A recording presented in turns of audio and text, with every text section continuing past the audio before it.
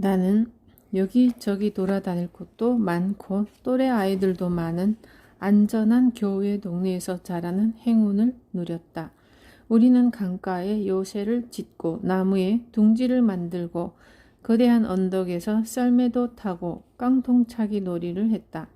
그리고 내 여동생과 그 친구들을 벽장에 가둔 뒤 이런저런 지시를 내리기도 했다. 첫째, 땅콩 버터 젤리 샌드위치를 2개씩 가져오는데 빵 껍질은 떼어내고 땅콩 버터보다 젤리를 2배 이상 더 바를 것. 둘째, 팬티를 벗어서 머리에 뒤집어 쓸 것. 셋째, 피자 가게에 장난 전화를 걸어서 말로크 부인 댁으로 소시지 칼조네를 2개 배달해 달라고 할 것.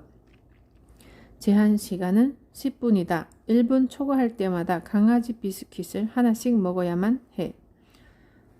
몇 가지 이유로 우리 집이 활동의 중심지가 되는 경우가 많았는데 가장 중요한 이유 3가지는 탁구대가 있고 어머니가 트윈킥 과자를 사다 놓았고 화상에 관한 책이 있기 때문이었다. 이 책은 아버지가 서재에 쌓아둔 의학 서적 더미에 끼어 있었는데 거기에는 인간이 겪는 육체적 불행과 관련해 상상할 수 있는 소름 끼치는 사진들이 들어 있었다. 얼굴 절반이 녹아내리고 팔에는 고름이 줄줄 흘러내리는 것에 대한 농포가 있고 발은 불에 탄 마시멜로처럼 새까맣게 된 채로 병원에 실려온 사람의 모습을 밝은 조명 아래에서 찍은 사진이었다. 우리는 책 주위에 모여 서서 동전 던지기에서 이긴 사람이 책장을 펼쳐 페이지를 쭉 훑어보기도 하고 유독 섬뜩한 사진 하나를 다 같이 응시하기도 했지만 1분도 안 되어 책을 쾅 덮고는 목이 터져라 비명을 지르며 집 밖으로 뛰쳐나가곤 했다. 자존심 때문에 인정하고 싶지는 않지만 나는 이 책을 정말 싫어했다. 사진을 볼 때마다 너무 무서웠고 그 사람들이 얼마나 고통스러웠을지 상상하곤 했다. 거울 속에서 내 얼굴이 녹아내린 모습을 발견하는 악몽을 꾼 적도 여러 번이지만 대부분은 차마 내 눈으로 볼 수조차 없는 고통스러운 모습들이었고 지금도 나는 나에게 생긴 것이든 다른 사람에게 생긴 것이든 아주 작은 상처만 보아도 몸이 굳어져 버린다. 가장 최근에 있었던 사고는 엄지발가락 발톱 전체가 떨어져 나가면서 발가락이 엄청나게 부어오른 일이다.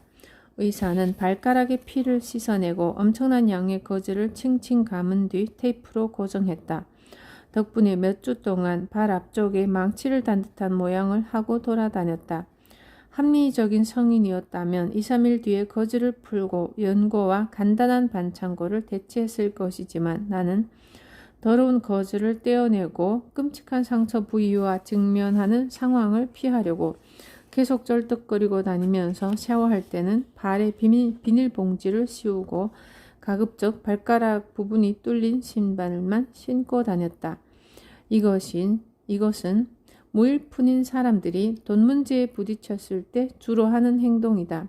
층층이 쌓인 덮개를 벗겨냈을 때 그 아래에서 마주할 현실에 대처할 자신이 없기 때문이다. 그래서 추레하고 불건전한 돈과의 관계를 보이지 않게 가린 채 쩔뚝거리며 돌아다니는 것이지만 감추어진 진실과 정면으로 마주하며 거기에 관심을 기울이고 문제를 해결하면 이 고문과도 같은 시간을 종식할 힘을 얻는다. 그것이 돈을 더 원하는 것에 대한 죄책감이든 부적절한 투자든 부자가 되기 위한 형편없는 계획이든 간에 말이다.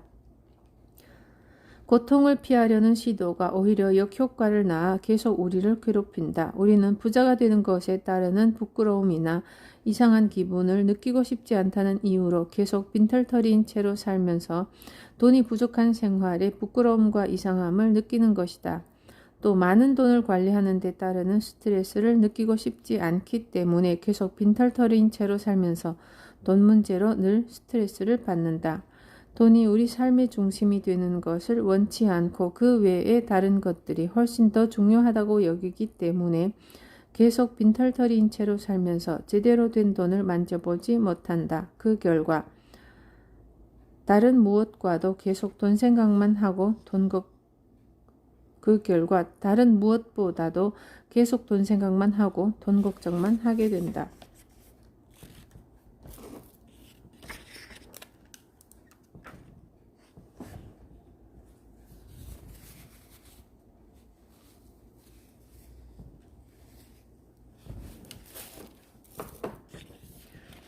우리는 자신을 고통으로부터 보호하려다가 결국 피하려고 했던 바로 그 고통을 야기하는 행동을 끊임없이 반복한다.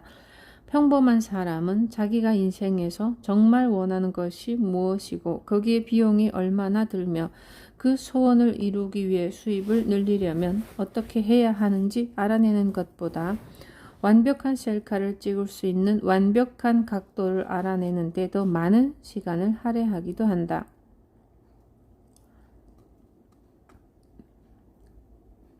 이것은 무엇이든지 회피하는 것을 좋아하는 성향 때문이다. 나도 내가 얼마나 빈털터리이고 얼마나 절망스러운 상황인지 한탄하고 도저히 여기서 빠져나갈 방법이 보이지 않는다고 욕하면서 몇십 년을 보낸 사람이다.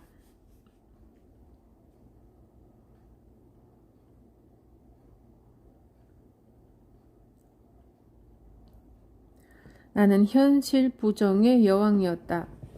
매달 지출하는 돈이 얼마인지 또 매달 돈은 얼마인지 전혀 몰랐다.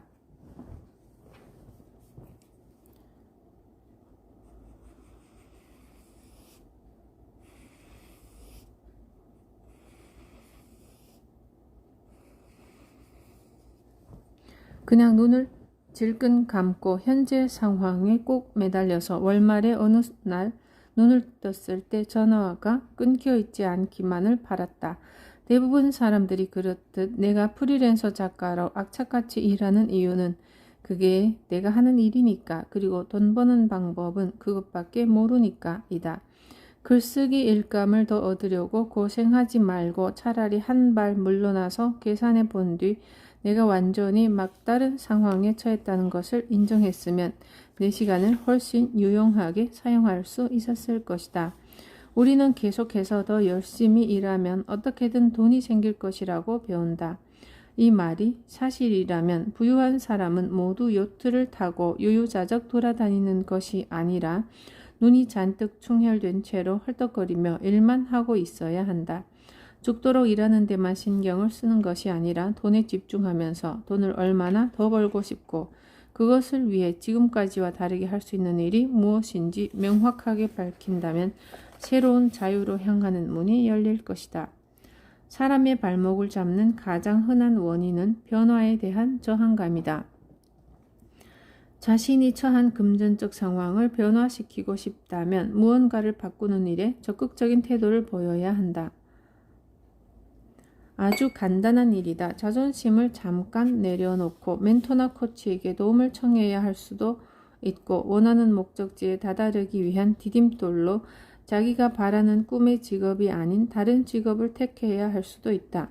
또 고객들에게 청구하는 요금을 3배로 올려야 하는 경우도 있고 당신의 이름도 모르는 사람들에게 영업 전화를 걸거나 방법조차 모르는 일에 뛰어들어서 일을 배워나가야 할 수도 있다. 위험을 감수하지도 않으면서 부자가 되고 싶어 한다면 그렇게 위험을 피하는 태도를 당장 버려야 한다. 자기가 현재 처한 위치와 염려가 있는 것에 집중하지 말고 앞으로 올라가고자 하는 위치와 거기에서 얻을 모든 것에 생각을 전념하자. 지지 않기 위해서가 아니라 이기기 위해서 노력해야 한다는 이야기이다. 예를 들어 내가 아는 사람 중에 지구상에서 가장 지루하지만 안정적이고 보수가 좋은 일을 하는 사람이 있다. 그는 부업으로 자기가 좋아하는 미디어 교육 일을 하는데 별다른 노력도 기울이지 않고 이 부업이 급성장하고 있다. 매우 유능한 사람이라 입소문만으로도 감당할 수 있는 양 이상의 일감이 들어온 것이다. 그는 본업을 유지하면서 동시에 새로운 고객을 받아들일 여력이 없었기 때문에 찾아오는 사람들을 돌려보내야만 했다. 돈도 더 벌고 자기가 좋아하는 일을 하고 싶다는 생각이 간절했지만 현재의 생활에 꼼짝 못하게 갇힌 듯한 기분을 느꼈다. 본업의 경우 인상률이 1년에 3%를 넘은 적이 없고 시간도 넉넉하지 않아서 미디어 교육 고객과 함께 일하는 것은 부업으로만 가능했다. 물론 그는 본업을 그만두고 용감하게 자기 사업을 시작해서 미디어 교육 사업으로 수백만 달러를 벌어들일 수도 있었지만 미래에 대한 두려움과 알 수 없는 미래를 위해 안정적인 직장을 그만두는 것은 바보나 하는 짓이라는 믿음에 사로잡혀 있었다. 그래서 이런 일이 가능하리라고는 생각조차 하지 않았다. 그는 준비되지 않았고 언제든 경제 상황이 안 좋아질 수 있는데 풀타임으로 미디어 교육 일을 할 경우 지금의 본업만큼 돈을 못 벌면 어떡하나 걱정했다. 물론 그가 도약을 감행할 경우 100% 성공하리라는 보장은 없지만 새로운 시도를 하지 않는다면 소중한 날을 대부분 자기 책상에 엎어져 자다가 뺨에 키보드 자국을 남기며 깨어나는 식으로 보내리라는 것은 확실하다.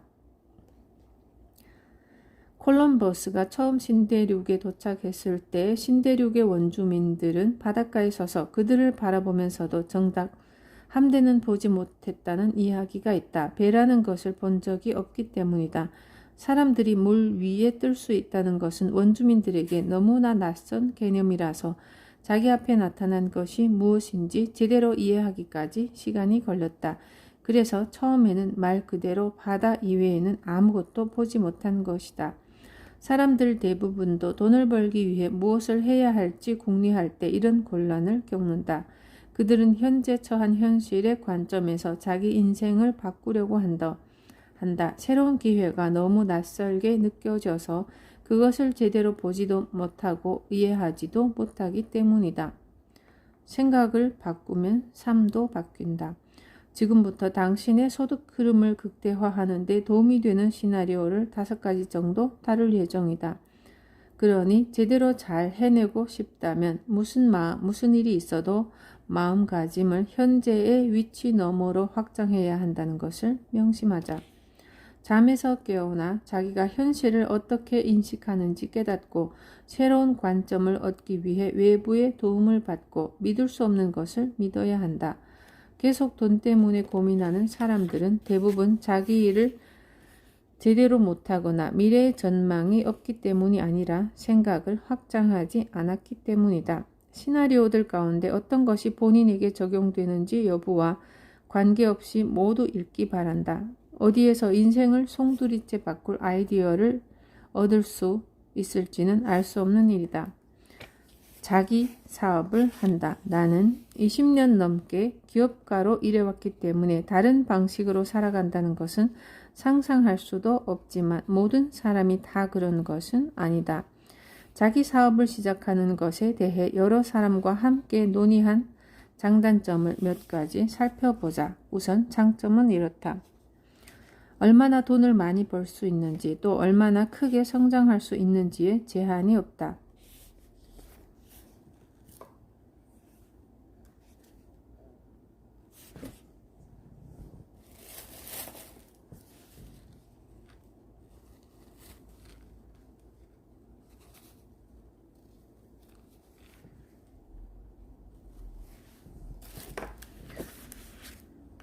소형, 중형, 대형 중에서 자기가 선택하기 나름이다. 본인이 모든 것을 결정할 수 있다. 이익도 전부 본인에게 돌아간다.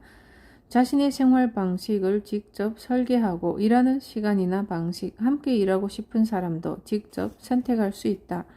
회사를 운영하면서 세계 여행을 할 수도 있고 자기 집 주방에서 친구들을 고용해 목욕 가운을 입고 일할 수도 있다. 본인이 사장이다. 결정도 본인이 하고 승리의 기쁨도 본인의 것이며 모든 직원이 회사에 개를 데려와야 한다는 규칙도 당신 마음대로 정할 수 있다. 그렇다면 단점에는 어떤 것들이 있을까? 본인이 사장이다. 모든 책임을 져야 하고 위험 부담도 전부 감수해야 하며 회사가 위태로운 상황에 처하는 경우에도 알아서 해야 한다. 회사 내 체계라고는 본인이 직접 만든 것밖에 없으므로 규율이 아주 엄격해야 한다. 혼자 일하는 경우가 많은데 특히 사업 초창기에는 그럴 확률이 더 높다. 대부분 시간을 컴퓨터 앞에 혼자서 사업에 뛰어들기로 했다면 자기를 들뜨게 하는 일과 성격에 맞는 일이 무엇인지 그리고 당신의 흥미를 끄는 제품이나 서비스를 제공하는 사람이 누구인지 유심히 살펴보자. 가급적 많은 세부 정보를 파악해서 자기도 그와 관련된 사업을 할 수 있을지 확인해야 한다. 아이디어를 얻는 또 다른 좋은 방법은 자기나 다른 사람이 자주 늘어놓는 불평에 귀를 기울이는 것이다. 또 현재 존재하는 제품과 서비스에서 부족한 것들이 무엇인지 생각나는 대로 적어둔다. 다 적었으면 그 가운데 사업으로 전환 가능한 마음에 드는 아이템이 있는지 살펴보자. 계산해보자. 자신의 아이디어가 수익성과 성장 잠재력이 있는지 확인해야 한다. 정말 들뜬 마음으로 사업을 시작했지만 수익 창출보다 본인의 열정에만 집중한 나머지 돈을 거의 벌지 못하거나 오히려 손해만 보는 사람을 정말 많이 보았다. 물론 둘 다 중요한 것은 사실이지만 사업이 아닌 취미생활을 하고 싶은 것이라면 그냥 취미로만 하기 바란다. 돈을 벌 수 있는 사업을 원한다면 벌고자 하는 액수는 얼마이고 그 돈을 어떻게 벌 것인지에 대한 명확한 계획이 있어야 한다. 좋아하는 일을 하면 돈은 저절로 따라온다. 라는 말은 쿠션에 새기기에는 좋을지 몰라도 은행 계좌에는 별로 도움이 되지 않는다. 대출을 받기 위한 용도가 아니라면 사업계획서 같은 것은 별로 필요가 없지만 나는 사업과 관련해서 가능한 모든 수입과 지출, 계획, 목표, 시장 등을 명확하게 정리해서 적어두는 것은 좋다고 생각한다. 이것은 한두 페이지 안에 정리할 수 있으니까 말이다. 원래 간단할수록 더 좋은 법이다. 자신의 시간을 최대한 활용하자. 세상에 당신이란 존재는 한 명뿐이고 하루는 단 24시간 뿐이다. 만약 당신이 오프라인 소매상을 운영한다면 온라인 판매도 하는가? 지금 당신이 하는 일을 대신할 사람을 고용할 수 있는가? 당신의 서비스를 1대1뿐만 아니라 단체에게도 제공할 수 있는가? 시간을 잘 활용하면 일은 적게 하면서도 돈은 더 많이 벌 수 있다. 그리고 성공한 사람들은 다 그렇게 한다. 한 가지 일에 집중하자. 두 가지 프로젝트를 동시에 시작하거나 자신의 집중력과 시간을 어떤 식으로든 쪼개려고 해서는 안 된다. 기업가는 대부분 정말 창의적인 사람인데 이는 마케팅 이메일을 35통이나 써야 할 때는 아주 많이 도움되는 재능이지만 사업을 처음 시작할 때는 위험한 존재이다. 아주 훌륭한 사업 아이디어가 떠올라서 거기에 공을 들이기 시작한 순간 다른 아주 괜찮은 아이디어가 몇 개 더 떠오를 것이라고 장담할 수 있다. 주의력을 분산해 한 번에 한 가지 이상의 일을 시도할 경우 전부 다 망할 것이 자명하다. 비행기는 이륙할 때 연료의 40%를 사용한다고 한다. 이와 마찬가지로 어떤 일이든 시작할 때는 자신의 에너지와 집중력을 모두 쏟아부어야 한다. 새로운 사업이 제대로 돌아가기 시작해도 계속 관심을 기울여야 하는 것은 당연하지만 그래도 어느 정도 추진력이 생긴 상태에서는 다른 아이디어를 생각할 여유가 생긴다. 하지만 사업이 제대로 굴러가면서 수익을 내기 전에는 다른 사업을 시작하거나 규모가 큰 다른 프로젝트를 해서는 안 된다. 필요한 일은 무엇이든지 다 하자. 음반 회사에 다니던 시절에 함께 일한 친구가 있는데 그 친구는 직접 브랜딩 회사를 시작하고 싶어서 열심히 노력했다. 하지만 음반 회사의 크리에이티브 디렉터라는 본업 때문에 바빠서 도저히 시간을 낼 수가 없었다. 그래서 음반 회사를 그만두고 꿈꾸는 회사가 제대로 굴러가기 전까지 바텐더 일을 하기로 했다. 그런데 그녀가 찾을 수 있었던 유일한 일자리는 방금 그만둔 회사의 바로 길 건너편에 있는 술집이었다. 친구는 자기 밑에서 일하던 인턴 사원들에게 알랑거리고 술을 따라주기도 하면서 결국 자기 사업으로 수백만 달러를 벌어들였다. 영업을 잘해야 한다. 안 되었지만 당신이 사업한다면 그것은 곧 무언가를 판다는 뜻이다. 따라서 영업 없이는 아무 일도 진행되지 않는다. 관련 강좌를 듣고 자기가 잘하는 영업 부문을 찾아내고 연습해서 다양한 기술을 익히고 사업은 다 좋은데 영업만큼은 예외다고 떠들어대는 것을 중단하자. 자기 사업을 더 성장시키고 싶다. 코치를 고용하거나 멘토를 구한다. 내가 계속 이 이야기만 강조해서 넌더리가 나는가? 코치와 멘토는 내가 이 책 전체에서 부르짖은 기회. 숲속에 있으면서도 나무를 보지 못하는 당신의 가시범위 밖에 존재하는 기회를 볼 수 있는 사람들이다. 코치와 멘토는 당신보다 더 멀리까지 나아가고 산꼭대기에 앉아 당신이 저 아래에서 허우적대는 모습을 지켜본다. 그들은 당신이 생각해내려면 3년은 걸릴 일을 28초 정도 만에 알아낼 수 있다. 자기 사업에서 가장 많은 수익을 올리는 부문이 어디인지 명확하게 파악하자. 실시간 이벤트인가 제품인가 가격이 비싼 1:1 서비스인가 제대로 알아내서 그 분야를 잘 공략해야 한다. 아직 위임하지 않은 일들을 위임하자. 많은 기업가가 겪는 심각한 문제 가운데 하나는 사업을 주도하는 것이 아니라 질질 끌려다닌다는 것이다. 우리는 새로운 아이디어를 개발하고 확장하는데 시간을 들인다는 것이 사치처럼 느껴질 정도로 매일매일 정신없이 살아간다. 하지만 그것은 사치가 아니다. 성장은 당신이 하는 사업에서 가장 흥미롭고 중요한 부분 가운데 하나이다. 모든 일을 자기 혼자 해내야 하는 척 하지 말고 과감하게 결단을 내려서 도와줄 직원을 더 고용하자. 파트너십, 합작 투자자, 기타 당신의 성장을 도와줄 사람을 찾아보자. 수동적인 수익 흐름을 만들어낼 수 있는 곳을 찾자.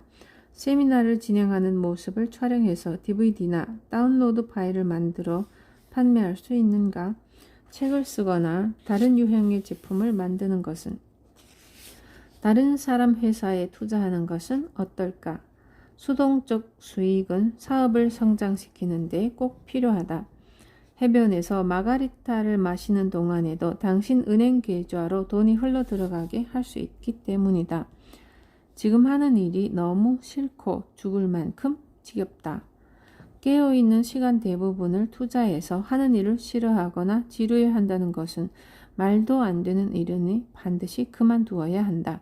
하지만 그만두기 전에 당신이 생계를 유지하도록 도와주고 꿈꾸는 직업으로 인도해준 이 일에 감사해야 한다. 그리고 5번째 시나리오를 참고하라.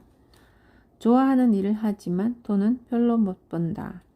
급여 인상을 요구하자. 자기가 급여를 올려달라고 요구할 자격이 있다고 생각하는 이유를 명확하게 밝히고 지금까지 회사에 한 수많은 기여와 당신이 대체 불가능한 소중한 자원인 이유를 전부 나열한다. 당신이 참여한 덕에 회사 매출과 사기, 이미지 평판이 높아진 사례를 조사한다. 당신이 회사에 제공할 수 있는 기술이나 아이디어, 장점 가운데 회사 측에서 아직 활용하지 않았거나 알아차리지 못한 것이 있는가? 상사와 함께 당신의 승진을 위한 일정과 경로를 계획할 수도 있을 것이다. 자기가 어느 정도 액수의 가치가 있는 사람인지 파악해서 자신감 있고 감사하는 태도로 급여 인상을 요구한다. 회사 측이 급여 인상 요구에도 꿈쩍하지 않아서 불만이 쌓인다면 더 나은 급여를 제공하는 다른 회사나 조직을 찾아야 할 때가 온 것이다.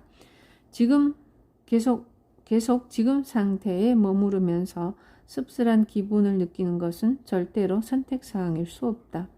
자기만의 승진 기회를 찾자. 지금 일하는 회사 내에 당신의 관심을 끌고 급여도 더 높은 자리가 있는가? 만약 있다면 거기에서 일하는 사람들과 이야기를 나누고 책임자가 누구며 어떤 일이 따를지 알아낸 뒤에 그 자리로 승진하는 것을 목표로 삼자. 지금 다니는 회사가 내부에서 승진 인사를 진행하지 않는 경우에는 결국 회사의 업무 처리 방식에 따를 수밖에 없으니 어쩔 수 없지만 그런 식의 승진이 가능한 경우에는 사생결단의 자세로 덤벼야 한다. 자기 업계에 대한 모든 정보를 파악해서 다른 곳에서 당신과 똑같은 일을 하면서 돈을 더 버는 사람이 있는지 알아보자. 만약 있다면 돈을 더 많이 주는 다른 회사에서 일자리를 얻자. 자기만의 업무를 설계한다. 회사 내에서 해야만 하는데 하지 않는 일을 찾아낸다면 혼자서 새로운 일자리를 만들어 보자. 그 일이 어떤 식으로 회사에 이익을 안겨주고 많은 돈을 벌게 해줄지 멋지게 설명한 뒤 당신이 그 일을 하면서 받고자 하는 봉급을 제시한다. 결과가 어떻게 될지 누가 알겠는가? 한번 시도해보자. 일정에게 급여를 받는 현재의 방식을 업무 성과에 따른 커미션을 받는 방식으로 바꿀 수 있는지 알아보자. 급여에는 한계가 있지만 커미션은 그렇지 않다. 소득을 추가하자. 좋아하는 일 가운데 수익성이 좋고 부업으로 할 수 있는 일을 찾아보자. 스트레스를 받으면서 과로하라는 이야기는 아니다. 그러나 지금 하는 일을 정말 좋아하지만 조만간 급여가 2배로 늘어날 가능성이 없다면 그 상황을 받아들이고 지금의 소득 수준에 머물든지 그만두든지 여분의 수입을 얻을 수 있는 다른 일을 찾아야 한다. 실업 상태라서 일자리를 찾고 있다. 자기가 꿈꾸는 직업과 관련된 중요한 세부 사항을 모두 적는다. 돈은 얼마를 벌 것이고 어떤 사람과 일할 것이며 그 일을 할 때 어떤 기술을 활용하고 일할 때는 무슨 옷을 입으며 일하러 갈 때의 기분은 어떤지 등 생각나는 것은 전부 적어보자. 꿈의 직업을 아주 현실감 넘치게 그려서 눈으로 보고 또 몸으로 느낄 수 있게 하는 것이다. 밤낮으로 이 이미지와 느낌을 명상하고 그것이 당신을 향해 다가오고 있다고 굳건하게 믿으면서 말을 조심한다. 일자리 찾기가 너무 힘들어 미쳐버릴 것 같아. 경제가 너무 안 좋아. 난 나이가 너무 많아. 일자리를 찾기도 전에 늙어 죽을 거야. 내가 금방이라도 눈물을 터뜨릴 것처럼 생겼어. 그래서 아무도 날 고용하지 않는 걸까? 와 같은 말도 안 되는 소리를 절대 해서는 안 된다. 자신의 생각과 말과 믿음과 감정을 원하는 일자리와 일치시키고 그것을 얻을 때까지 멈추지 말아야 한다. 당신이 원하는 일자리도 똑같이 당신 같은 인재를 찾는다는 것을 기억하자. 일자리를 얻기 위해 할 수 있는 모든 일을 해야 한다. 당신이 구하는 일자리를 아는 사람에게 이야기하면서 다른 사람에게도 전해달라고 부탁한다. 또 온라인 구직 사이트에 이력서를 등록하고 해당 업계에서 일하는 사람과 이야기를 나누면서 조언을 부탁하고 헤드헌터를 고용하자. 할 수 있는 일을 다 하고 거기에 몇 가지를 더 해야 한다. 당신의 일자리는 여기에 있다. 만약 그 일자리가 아예 존재하지 않는다면 당신은 그것에 대한 열망을 품을 수 없다. 그러니 그것이 눈앞에 나타날 때까지 믿음을 굳건하게 유지하고 주파수를 높이고 감사의 마음을 품으며 마음을 활짝 열고 노력을 멈추지 말자. 디딤돌을 이용하자. 당신이 찾는 일자리가 당신을 발견하기까지 시간이 좀 걸린다면 좀 더 가까이에 있는 일을 받아들이는 것도 한 가지 방법이다. 물론 아주 완벽하지 않을지도 모르지만 그것을 통해 원하는 세계로 들어갈 수 있다면 그 기회에 달려들어야 한다. 이를테면 에이전트가 되고 싶다면 먼저 인턴으로 일하고 카피라이터가 되고 싶다면 광고 대행사에서 총무로 일해야 만나고 싶은 사람들이나 배워야 하는 기술과 접할 수 있다. 가능한 모든 것을 배우고 최대한 많은 사람을 만나고 계속 소중한 목표를 주시하면서 최선을 다하자. 어떤 경로를 택하든 간에 부자가 되고 싶다면 반드시 해야 하는 중요한 기본적인 일이 몇 가지가 있다. 지금 돈이 얼마나 있는지, 어떤 소득이 있는지, 생활을 꾸려가려면 매달 돈이 얼마나 필요한지,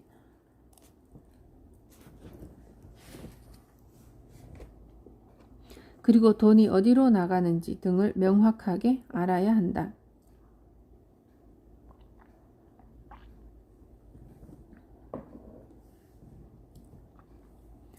또 돈을 존중하고 높이 평가해야 한다. 자기가 가진 돈에 관심을 기울이고 그것이 당신의 삶에 안겨준 모든 근사한 것에 감사하자. 혼란스럽거나 당황해서 어찌할 바를 모르겠다면 재무설계 전문가, 회계사, 회계장부 담당자 등 돈 관리를 도와줄 전문가를 고용하자. 무일푼 친구들에게 재정적인 조언을 구하면 안 된다. 제발 자기가 하는 일에 대해 잘 아는 사람에게 의지하기 바란다. 재무설계 전문가를 고용해서 퇴직연금, 투자자금, 저축계좌 등을 만들어 돈이 쏟아져 들어오기 시작할 때 그 돈을 넣어둘 장소를 미리 마련해야 한다. 전에는 한 번도 많은 돈을 벌어본 적이 없다면 돈이 생겨도 그 돈으로 무엇을 해야 할지 몰라서 혼란스러울 수 있고 그런 당혹감 때문에 정신적으로 돈을 몰아내려고 할 수도 있다. 동지를 미리 준비해두면 좀 더 자신감이 생기고 부자가 된다는 것이 즐거워진다. 설령 실패하더라도 너무 기분 나쁘게 받아들이지 말자. 자존심은 버리고 호기심을 앞세워야 한다. 왜 이런 일이 생겼을까? 뭔가를 다르게 해야 했던 걸까? 라는 태도로 실패에 접근하는 것이다. 실패 좀 했다고 눈물 콧물 다 짜는 비운의 드라마를 찍거나 그 실패를 자기는 멍청하고 운도 나빠서 원하는 것을 절대 못 얻을 증거로 삼는 오류를 범해서는 안 된다. 부자가 되겠다는 갈망만 있으면 길은 반드시 나타난다. 애매하게 행동하지 말자. 지금 당장 자신의 소망에 따라 행동해야 한다. 절박한 마음을 안고 부로 향하는 길을 가지 않는다면 산만함과 게으름, 제한적인 생각, 질질 끄는 습관, TV 중독 등으로 인해 실패하고 만다. 집중력을 높이고 능력을 최대한 발휘해 매일 최선을 다해야 한다. 금전적인 목표를 빨리 달성할수록 부를 누릴 시간이 더 길어진다는 것을 기억하자. 급박함은 서두름과는 반대되는 개념이다. 서두르는 태도는 무언가가 부족한 상황과 모든 사람에게 돌아갈 것이 충분하지 않다는 공포감에서 비롯된다. 그런 압박감을 느끼고 실수를 저지르며 동료들과 비교하고 경쟁하는 지경에 이른다. 그렇게 서두르다 보면 스트레스와 걱정이 심해져서 다른 사람에 대한 불쾌한 소문을 퍼뜨리거나 경쟁자의 의자에 껌을 붙여놓는 등의 행동을 하고 싶은 기분이 든다. 다시 말해 서두르는 바람에 주파수가 낮아지는 것이다. 그에 비해 급박함은 당신을 일으켜 세우고 활력과 집중력, 추진력을 안겨준다. 내가 바라는 삶이 이미 존재한다고 믿어. 그러니까 이제 앞으로 나아가면서 눈앞의 기회를 놓치지 말아야지 라고 생각하는 것이다. 자기가 부자가 되고자 하는 이유를 늘 생각하면서 기운을 북돋아주는 일에 참여하고 적극적인 사람들과 어울리자.